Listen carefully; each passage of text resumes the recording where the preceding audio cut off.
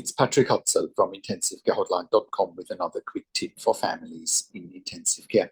So today I have an email from Joanne who asks, how do I know and how can I decide that the ICU team has done everything they can for my husband? Well, that is a great question, Joanne. And you probably can't from the outside without getting a second opinion. That is the short version. The first thing that you need to do is starting your own research. You know, so many families come to us when they have a loved one in intensive care, when it's too late. And, you know, without you taking responsibility, you will never find out whether the ICU team is doing what they're supposed to be doing. You know, 9 times out of 10, when we help families one-on-one, when we look at medical records, when we talk to ICU teams directly, when we dig very deep, we're finding they haven't even told you half of the story. They're probably giving you a doom and gloom scenario, you know, and you're probably sensing something's not right, but you don't know where to start. And, you know, when I work with clients one-on-one, I talk to doctors and nurses directly. I ask all the questions that you haven't even considered asking, but you must ask when you have a loved one in intensive care. And that's really only how you find out whether the ICU team has done everything that they can.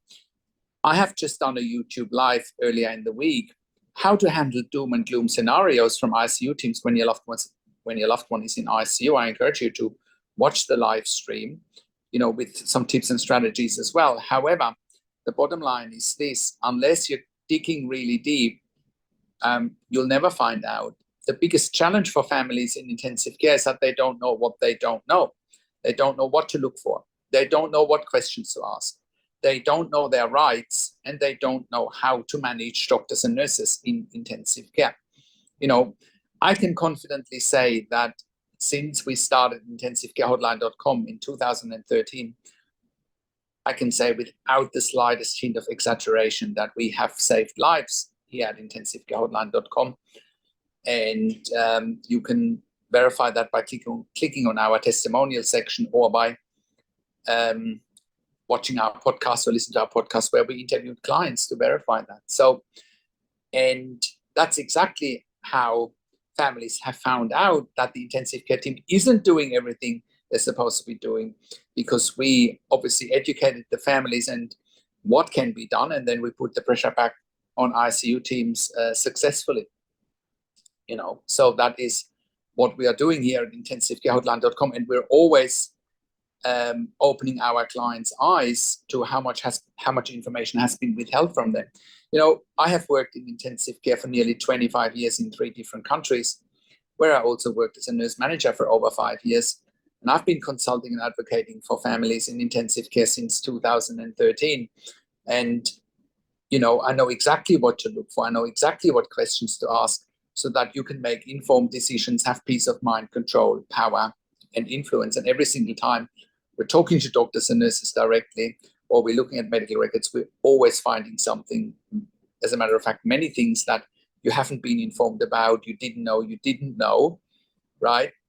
And that's the only way to find out. But the biggest part here is really that you need to take responsibility for getting outcomes, because if you don't take responsibility for outcomes, if you don't stay positive, and if you don't take matters in your own hands, you've already lost, right? So that is my quick tip for today. I hope that helps, because we get so many questions for families in intensive care. That's why we created a membership for families of critically ill patients in intensive care at intensivecarehotline.com. If you click on the membership link, or if you go to intensivecaresupport.org directly, you will also have access to the medical we will also have access to the membership. In the membership, you have access to me and my team 24 hours a day in a membership area and via email, and we answer all questions intensive care related. I also offer one-on-one consulting and advocacy for families in intensive care over the phone, Skype, Zoom, WhatsApp, whichever medium works best for you. I talk to you and your families directly. I talk to doctors and nurses directly, and that is exactly how I will find out whether they are doing everything they can, or whether they're withholding information. Like I said to you, 9 times out of 10, they're withholding information, because families in intensive care don't know what they don't know. We're also offering medical record reviews in real time so that you can get a second opinion in real time. We also offer medical record reviews after intensive care if you have unanswered questions, if you need closure, or if you are simply suspecting medical negligence.